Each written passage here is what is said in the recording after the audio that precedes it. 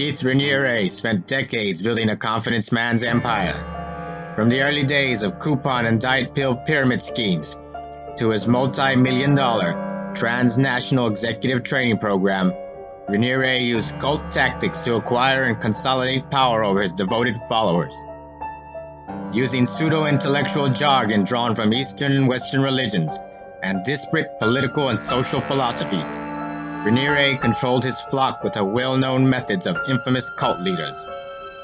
Simultaneously utilizing fear and encouragement, denigration and praise, Raniere parlayed his successful motivational swindle into the bona fide sex cult NXIVM, an operation that would ensnare heiresses, actresses, and the children of powerful world leaders. This is not that story.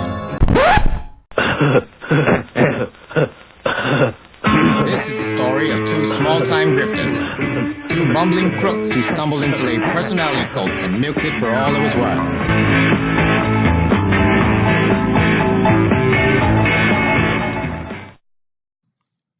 This documentary will tell the tale of the unauthorized grift empire in two parts.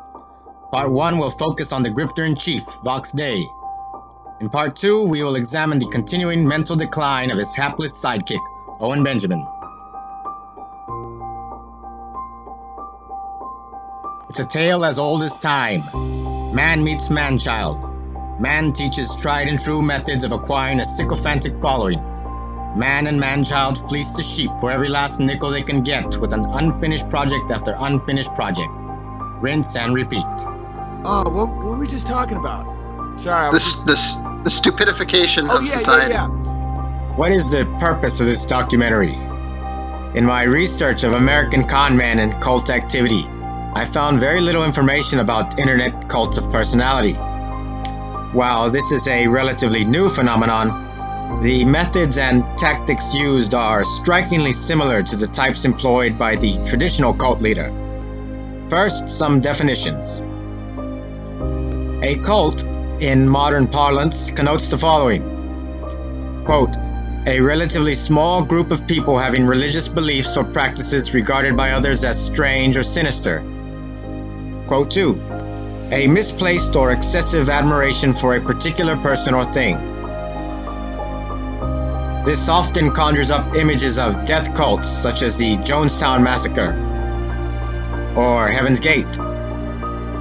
While this is a frequent end to some of these groups, this allows for a straw man escape from the modern day internet personality cult leader. You know I'm not a cult leader. Like, you know that. We both know that. No, we're dealing with Cult of Personality 2.0. It's more reminiscent of Chairman Mao than Marshall Applewhite, more Tito than Manson, with a heaping helping of Hubbard. Webster's defines cult of personality as, quote, a situation in which a public figure, such as a political leader, is deliberately presented to the people of a country as a great person who should be admired and loved. According to researcher Scott Atran and the devoted actor hypothesis, personality cults arise as followers are willing to defend religious, political, and moral ideals at great cost, and, quote, when such values are embedded in or fused with group identity, becoming intrinsic to who I am and who we are. Therefore, the aim of this film is to shine a light on the cultist tendencies of the two lolcow leaders, using as much levity and humor as allowed. As we continue, keep a lookout for these hallmarks of traditional cult leadership from Rick Ross, founder of the Cult Education Institute. Absolute authoritarianism without meaningful accountability. Is it not a question I asked, Fuck? You said LOL. You're a fucking gamma. Okay? Take your passive-aggressive gamma stink and either learn not to bring it here or just go away. No tolerance for questions or critical inquiry. Who could say something like that without betraying their person? What a moron. no meaningful financial disclosure regarding budget or expenses, such as an independently audited financial statement. Fox, do you have any proof whatsoever for any of the claims you make? Truly just wondering. Any proof of the lawsuits? It seems there is none. What lawsuits are you talking about? And of course we haven't filed lawsuits yet. And no, you guys can whine about, oh, proof must be required, etc., etc. No, we don't need to show you any proof whatsoever. There is no legitimate reason to leave. Former followers are always wrong in leaving, negative, or even evil. Why aren't you equally going after Ty Richards, who has his posse of bears running around calling? Why would you think that we're not? Ty Richards' daughter a whore, and if you turn on me for that, and if you backed any of these people, oh, we turned on Kevin Keller, you're all gone. Fuck you. He's a sick little snake, and he's not a Jew.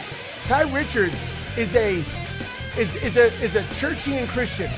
It is hoped that in helping to identify the internet personality cult grifter, we can also have a good chuckle as well.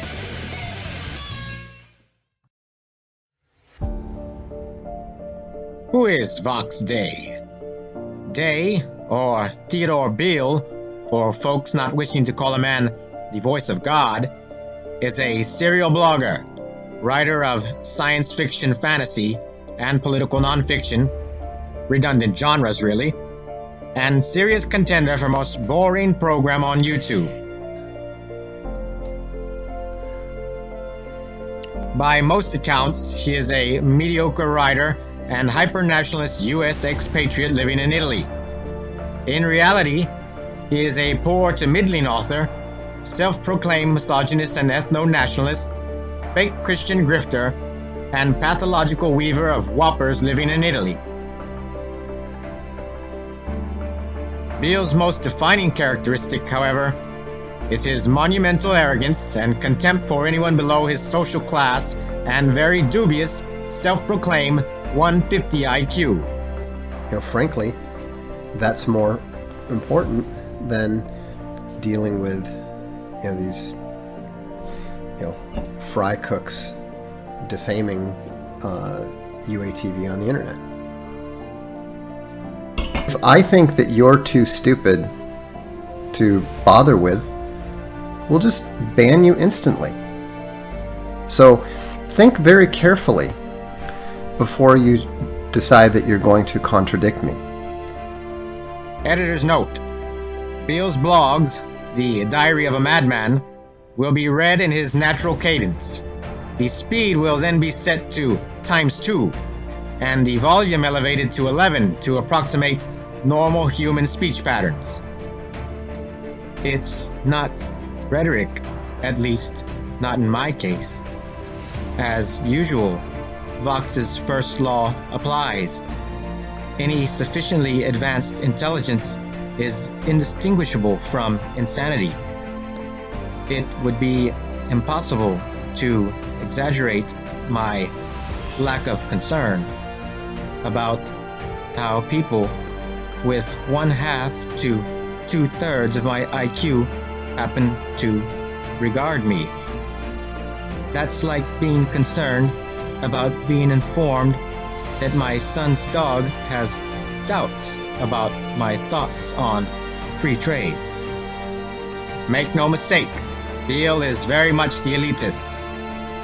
While he perpetually prescribes the cure for the societal ills of the American common man, Beale is and has always been a man of inherited means.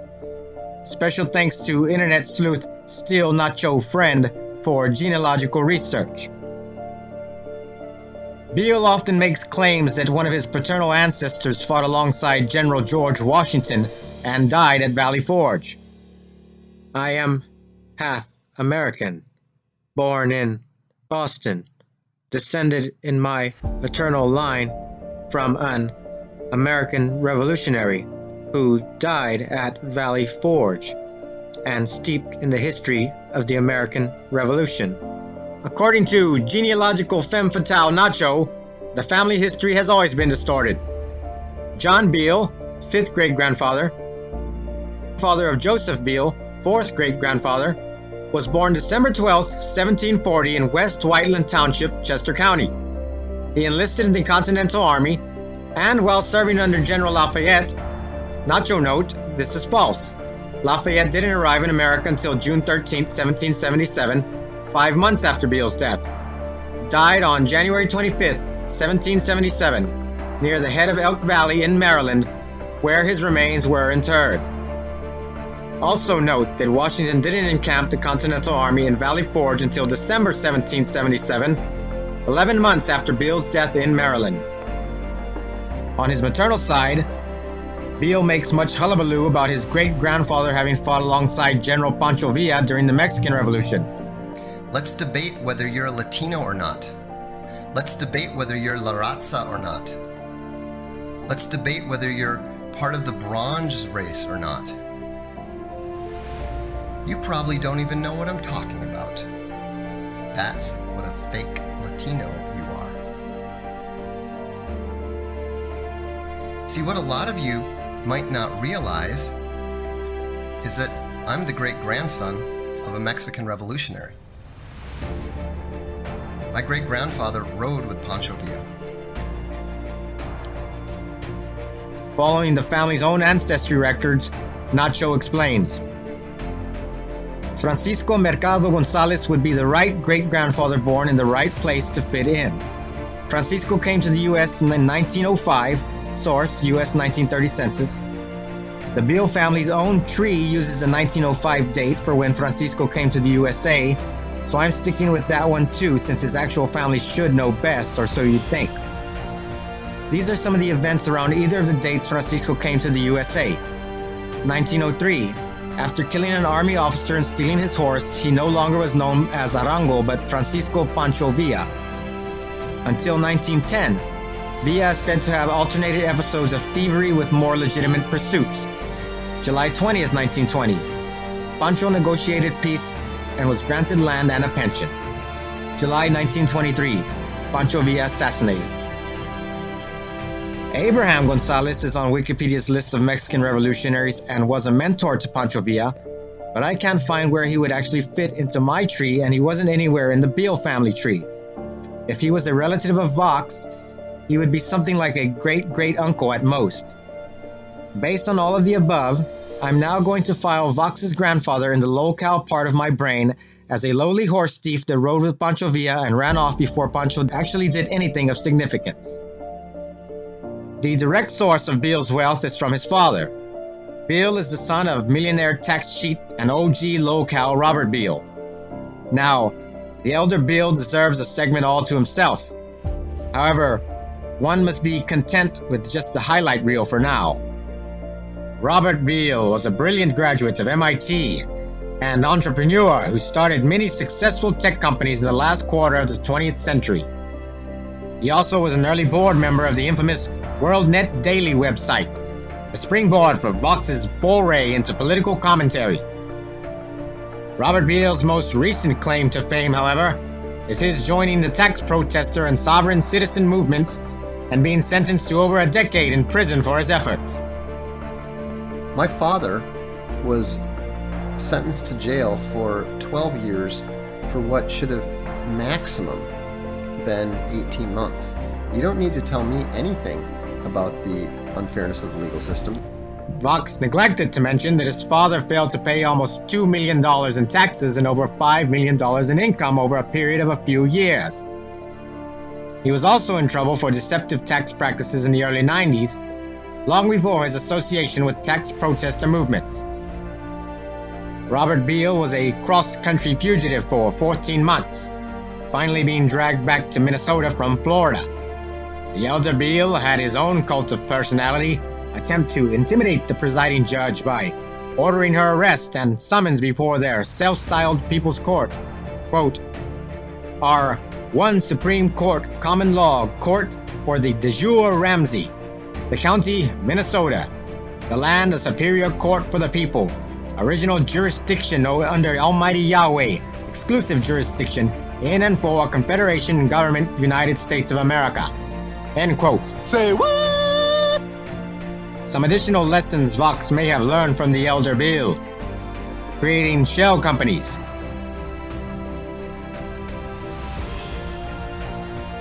And just where in Switzerland the money might have been hidden. It certainly might make one question why, when Vox first moved to Europe, his first residence was in the land of Swiss banks. In conclusion, Bill's propensity for tall tales and questionable business practices has just begun to be established.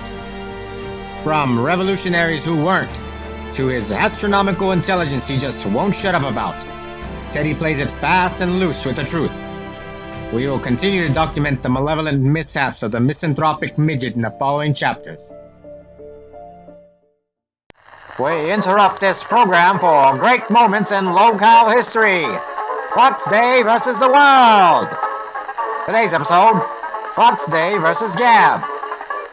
One of Day's most controversial lessons is to urge his disciples to use the tactics of their enemies. For example, when someone calls you a racist, call them a pedophile. But what happens when the reversal is re-reversaled? Everyone stay away from Vox Day. He's a faggot Talmudic half-Jew, half-Mexican pedophile pretending to be white. I heard Vox Day's known pedophile has viewed more prepubescent boys online than viewers to his own site. Sad. Why do you follow a pedophile? Are you a pedophile too? Vox loses his mind. After first attesting that he was not suing Gab, just a week later he revealed that he was, in fact, in litigation with Andrew Torba's ranted baby. Vox wanted Torba to turn over the bullies' names to him, probably for doxing and harassment purposes. Torba told him to go pound sand. Vox had his SJW lawyer file suit in Texas. So what was the outcome of this battle for the ages? What happened with the issues you had with Gab some time back? Oh, they just, they were...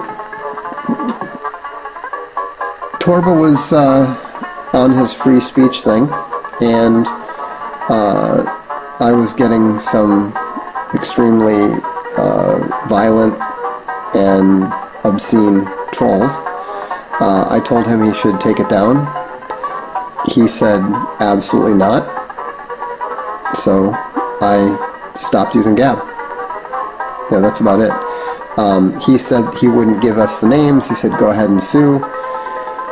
We started the process, and then it just I just got too busy to bother with it. And then of course by that time the trolls had long moved on to other folks. So the court dropped it for being an obvious LOL suit.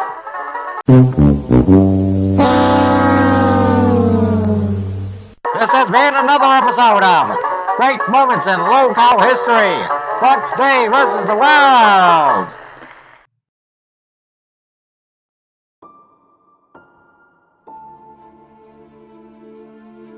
What is the basis for Beale's cult of personality? Whence does he derive the majority of his shame and control tactics? Fox Day created the social sexual hierarchy. One part horoscope and one part analysis of a bunch of teen movies he watched in the 1980s. It was originally an attempt by Beale to glom onto the pickup artist movement. There are 5 ranks, and they've been developed from the concept that was originally introduced by the pickup artists. The early pickup artists, Royce, Roosh, often talked about alphas and betas. Alphas were men who were sexually successful, men who women were attracted to. This is part and parcel for Beale, who often tries and fails to insert himself into various subcultures and take them over. From science fiction, to the manosphere, to political commentary, Vox has been lulled out of community after community for his petulant behavior. Let the little big man explain some of it himself. The top of the hierarchy is the alpha, the quarterback on the football team that the head cheerleader dates, the blonde bad guy in every 1980s teen flick. He is the guy that the girls want to be with and the guys want to be like. So the second rank is beta. The alpha are the leaders, The betas are the lieutenants. The betas tend to resemble the alphas on the outside, but the difference is they lack the ambition and they lack the status consciousness that the alpha has to have. The third and most common group is the deltas.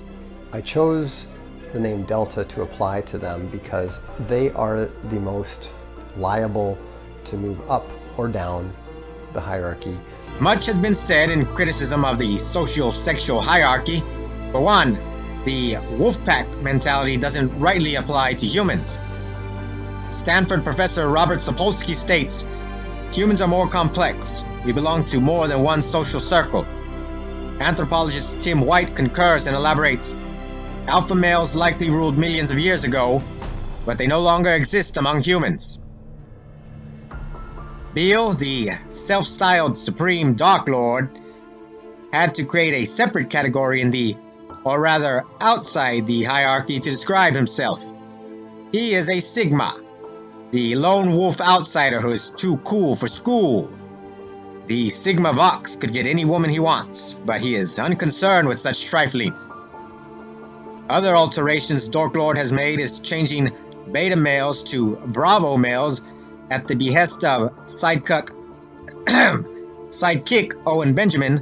Having someone like me or Vox sitting here just speaking in a way that's alpha, and I know we're not technically out, like I'm a Bravo, he's a Sigma, I get it, but we think a lot about that stuff. And expanding gamma males to include anyone who disagrees with Vox or whom he doesn't like. You may recall the movie from the 1980s called The Revenge of the Nerds. That movie is a gamma wish fulfillment movie that describes what life looks like from the gamma perspective. Because one of the biggest characteristics of the gamma, and probably the most important one, the most definitive one, is their habitual dishonesty. Gammas tend to be very, very dishonest, both with themselves and others. The one thing anathema to Beale's cult of personality is the gamma male. The fear of being called a gamma and the desire to become alpha is what transformed Beale's following from a ragtag band of miscreants to a full-blown cult of personality. Watch the gamma-shunning mantra in action and call to mind the suppressive person from Hubbard's Scientology cult. You're dealing with somebody in gamma world. Yeah, well, that's what we mean by when we talk about the gamma delusion bubble. What a gamma male is, which is, the passive-aggressive secret king, like the one that always is nipping at your ankles. And the gamma male, the whole this big... Gammas in the trenches of World War I would probably have had their throats slit by their own, and rightly so. In any sort of primitive society, a gamma will not last very long because he will simply get clubbed to death. If you were gamma, you were a waste of flesh.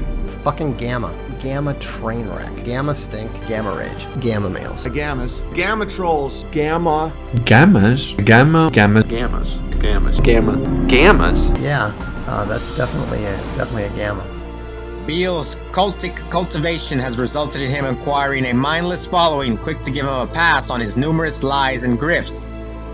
Moving forward, we will examine but a few of the myriad prevarications.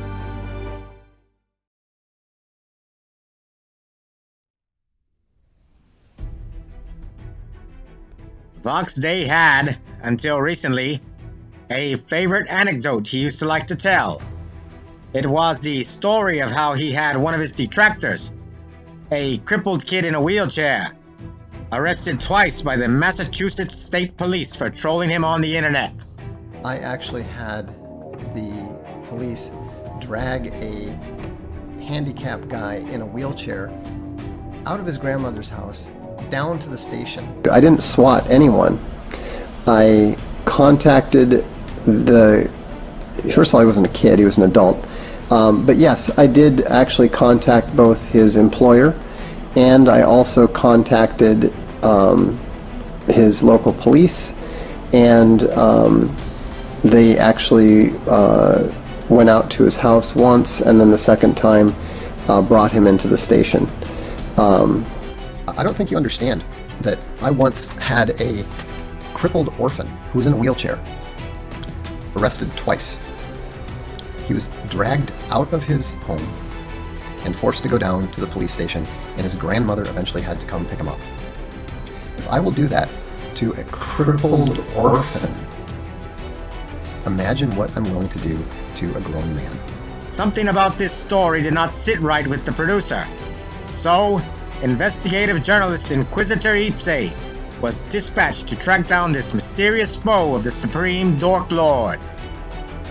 After 10 minutes of scouring Day's inane blog and following leads on social media and basic Google searches, the infamous Yama Mamana was located. The following is an excerpt of Ipse's interview with Yama. Since Yama declined to be recorded due to Day and his followers' common practices of doxing and harassment, his part will be read with a very poor Boston accent.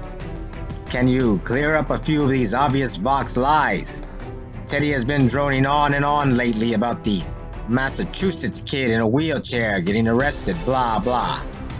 I've been doing some deep diving and I think the entire story is untrue. Are you the person he's referring to? Can you give me your side of the story? I am, yeah. The whole thing is untrue. Vox just can't handle criticism of his books. Okay, from the bit of research I did, it is my belief that you're A, not a kid, B, not in a wheelchair, and C, never arrested. Can you confirm this? That is a true statement. Can you give me your recounting of this time period? I know it was a few years back, but why is Teddy still running with these easily refutable statements? He's still running with them? Jesus, Mary, and Joseph Stalin? Are you not following Vox anymore? He is using you as a totem to try and scare all us detractors into dropping our massive trolling campaign against him. He's threatening the internet with lawsuits because we call him Teddy Spaghetti. Barely, but I did hear about the lawsuits. Yama was presented with video of Day weaving the wheelchair yarn. Wah wah wah wah. Vox must live in some kind of alternate reality. Please, tell me your side of the story. I wrote some commentary on one of his earlier novels. He did call the cops, but nothing came of it. It was over 5 years ago, and even things that happened this year seem really far away. He also tracked down a woman who reviewed one of his books and posted her address on his blog. I noticed your criticism of their works seems to be the catalyst for the animosity. This does not surprise me. Did this criticism indeed cover years of time? Yeah. Wait, did Vox say 12 years? Of course, I think he's bullshitting when he says he declined to press charges. What he really means is he didn't have a case. But I guess he wants to sound merciful or something. And he wants to still sound threatening to anyone else. Of course, you must have realized how easily disprovable his claim was. Just from bare-bones internet sleuthing. He says you are not allowed internet usage afterwards, yet you continue to blog regularly.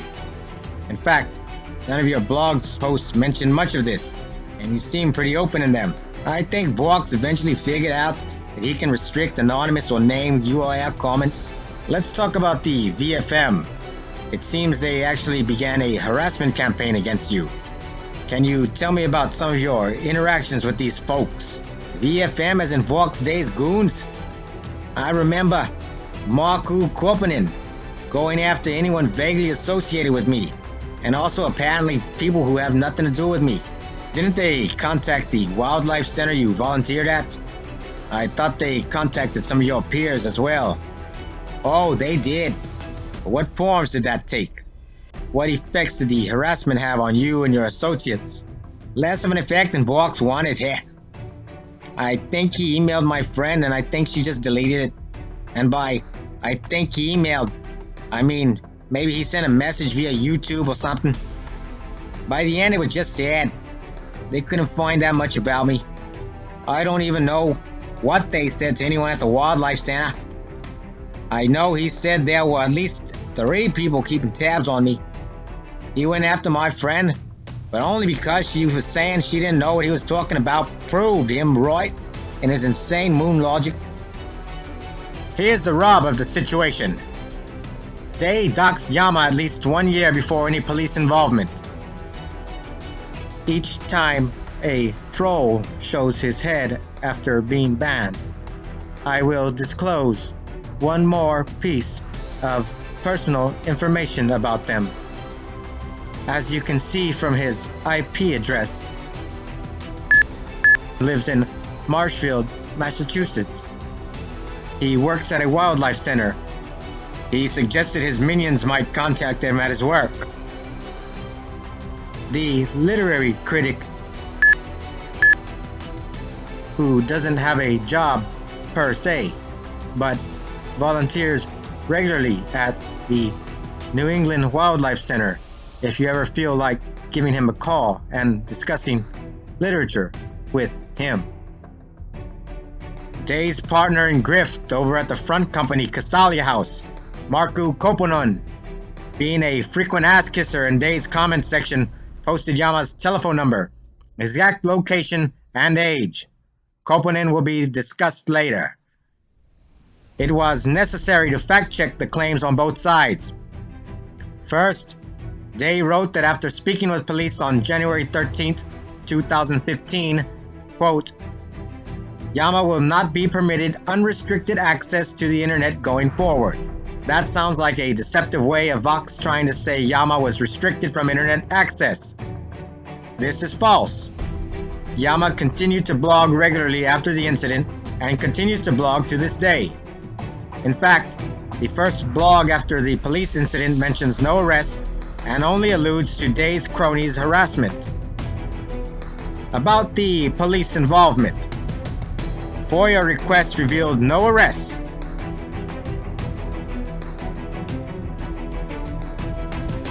And one visit to tell a young man in Massachusetts to leave a thin-skinned man in Switzerland alone.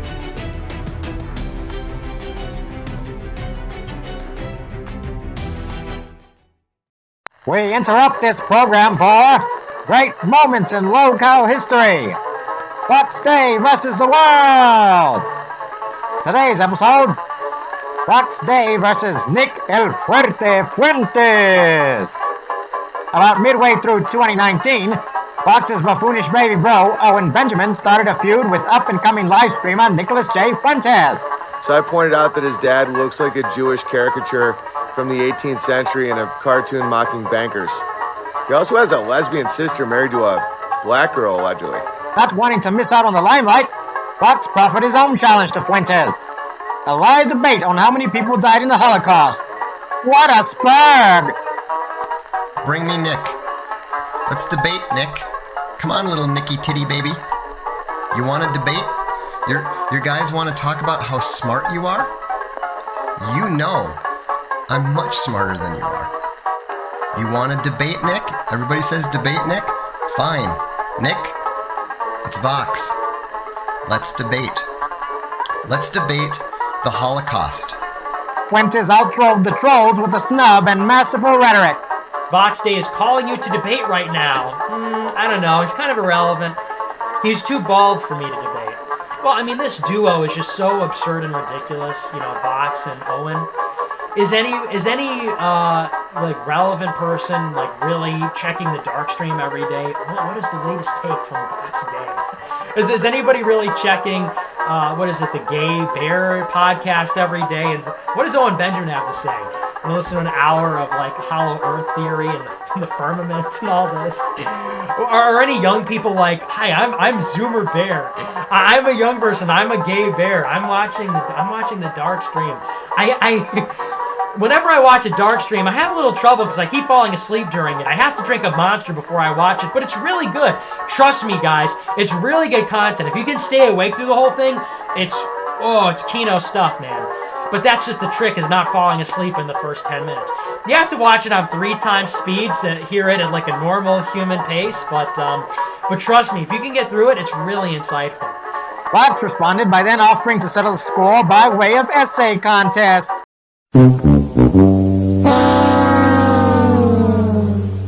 This has been another episode of Great Moments in Lolcow History. Bucks Day versus the world.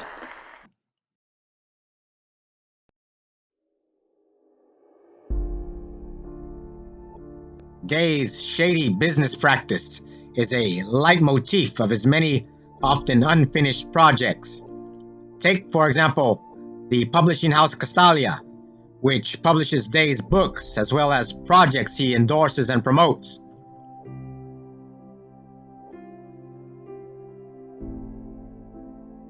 Special thanks to the Night Wind for the heavy lifting on this research. Castalia House is not owned by Day on paper, although he constantly gives the impression that it is his publishing company. No, the business is registered to the aforementioned Markku Koponen, a leading Vox Day goon. Castalia House is a subsidiary of the Finnish computer software company Alpenwolf. Alpenwolf's entry in the Finnish Business Tax Registry claims that computer programming activities are its main line of business, but records indicate publishing is where the company derives the majority of its income.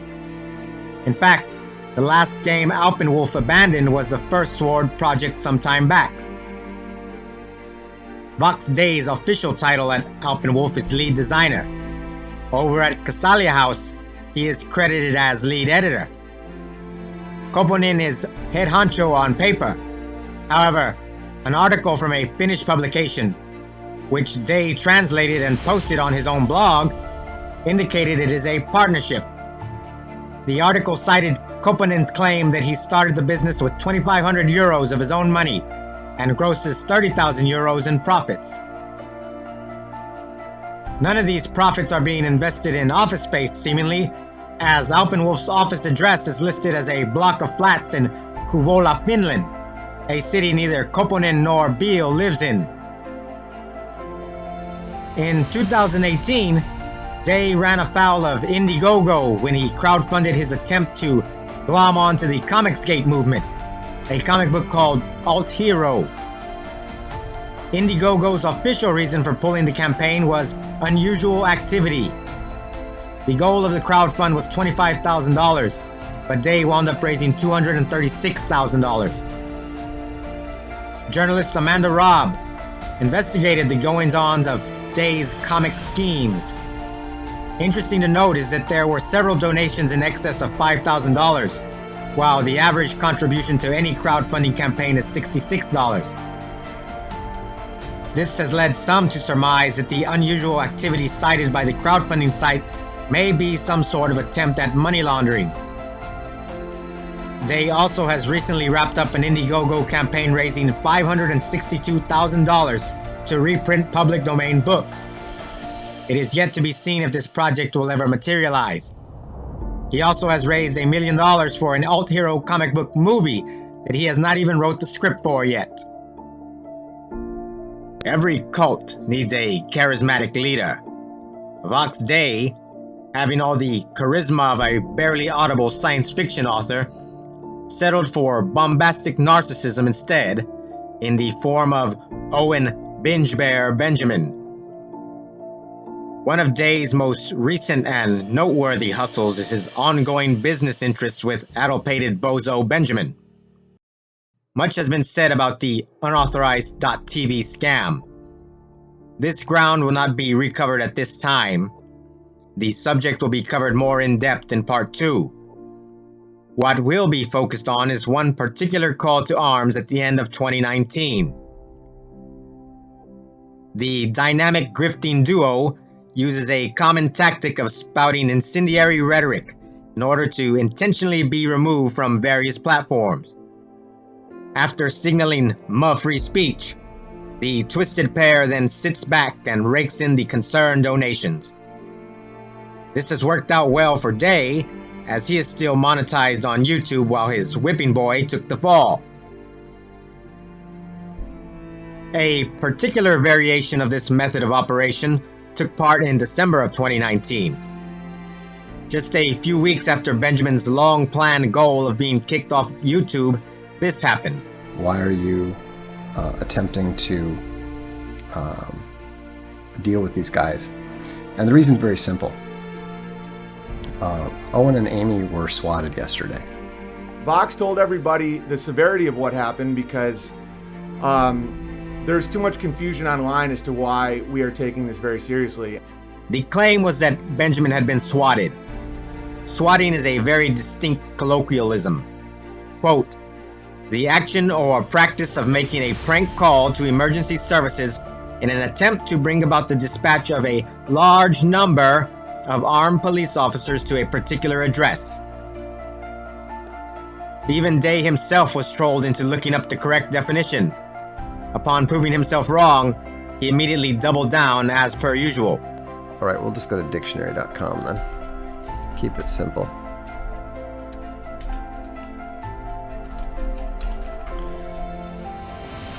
And we'll look it up. Definition, SWAT. Verb, used with object. To hit, slap, smack. 2.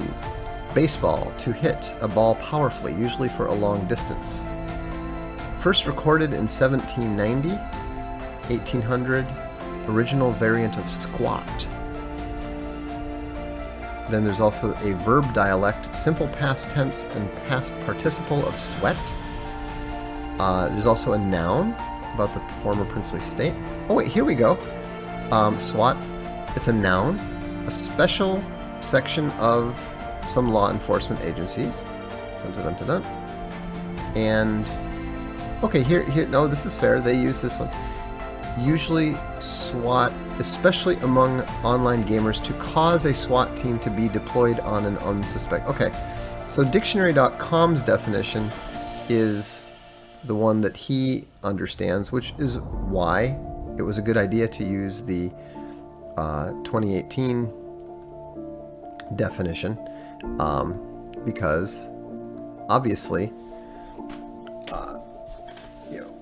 let's see. In an attempt to buttress his position, Day appealed to the authority of the Anti-Swatting Act of 2018. I just told you, go read the federal Anti-SWAT Act of 2018. It's the actual law. The attempt to introduce this bill into law died in the previous congressional session. This is not a big deal, however, to one attempting to twist the truth. So what really happened that fateful December morn? Freedom of Information Act requests show that a single officer was sent to the Benjamin Smith residence at the request of Child Protective Services due to repeated complaints of Benjamin's manic and irrational diatribes and behavior. The producers neither condone nor endorse gay ops. It is unclear if this is an example of such, but in the interest of fair play, the possibility will be allowed. However, two things have been made abundantly clear. First, Benjamin will have to lie in the bed he has made, and second, both he and Vox Day are objectively lying by continuing to push this false swatting narrative.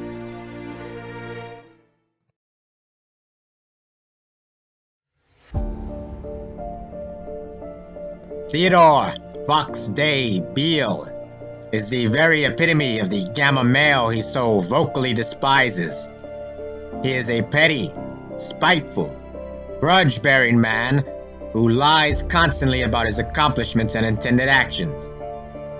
Like the SJW he often rails against, he often tries to attach himself to various genres and movements and become the instant poster child for them due simply to his very questionable 150 IQ. When called on his irrational behavior, he will then attempt to raise the institutions to the ground. He has attempted to do so with Gab, Indiegogo, the Hugo Awards. The list could go on and on. He's had beefs with people he's envious of, most notably Jordan Peterson. Much more often, however, he attacks people on his own side of the aisle, such as Andrew Torba, Nick Fuentes, William Buckley, Michelle Malkin, and many others. He necessitates a cult of sycophants with names like the Vile Faceless Minions, the Dread Ilk, and the Legal Legion of Evil to constantly stroke his sensitive, narcissistic ego and do his dirty work of brigading, doxing, and harassment for him. This has only been a sampling of the man's many crimes against sanity. However, To subject oneself and others to too much Vox Day in one sitting is considered a war crime internationally.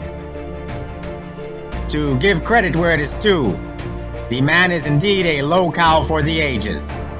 An internet grifter of lofty scale. If not for the mind-numbing boredom, the man could truly be one of the greats like Foodie Beauty, Mundane Matt, or even a Tonka Saw. Keep working on the lulls and litigation abuse, Teddy Spaghetti. The internet is rooting for ya big gamma dum-dum.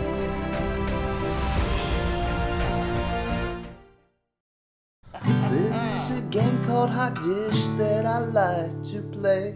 It was made by a man whose last name is Spaghetti. His first name's Teddy, but he likes to call himself Box Day. He says he's heterosexual, but apparently he's gay.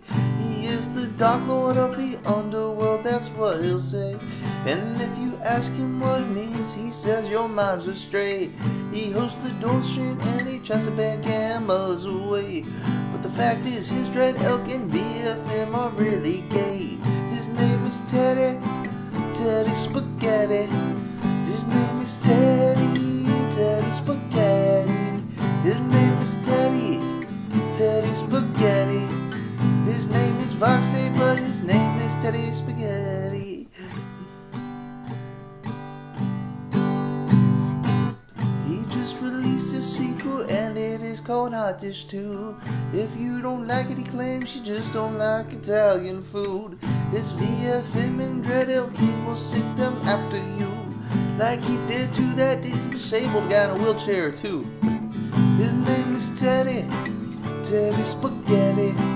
His name is Teddy, last name is Spaghetti.